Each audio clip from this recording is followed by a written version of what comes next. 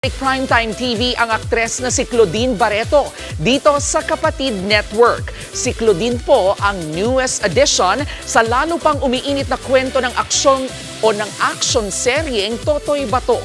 Nasa frontline ng balitang yan, si MJ Marfor. May primetime royalty comeback at mangyayari yan sa mas pinatinding kapatid action serye na Totoy Bato, ang pinakabagong magpapayani sa Pook Paraiso. Walang iba kundi si Optimum star Claudine Barreto, nagaganap bilang si Diamond. Talagang nagustuhan ko yung kwento ni Totoy Bato, at the same time nagustuhan ko yung role ko as Diamond.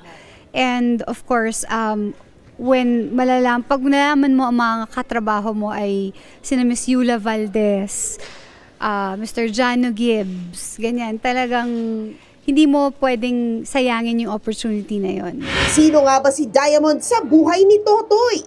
Diamond is the sister of Gemma, the mother of Totoy Bato na namatay. Nawala siya ng matagal at nangako siya na magbabalik siya para protektahan at paghigantihan at isa-isang patumbahin ang lahat ng kalaban.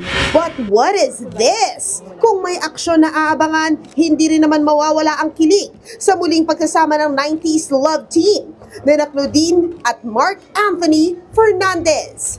In fairness, may spark pa rin ang Clau-Mark tandem nang makatsikahan sila ng News 5. Mark kasi, even if, we broke up na hindi okay, parang pag nagkita kami, parang wala na lahat. Kami pareho. Pero walang bitterness pagdating kay Mark. Samantala, nilinaw naman ni Claudine ang chika na nag-change name na siya from Barreto to Yan.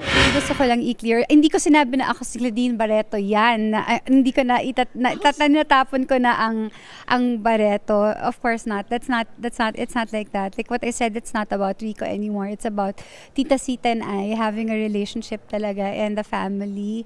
And ngayon, I can say that I am Sita Yan's daughter. Yun na! Mapapanood na si Claudine sa Totoy Bato starting next week sa primetime panalo ng TV5. Nagbabalita mula sa Frontline, MJ Marfori, News 5.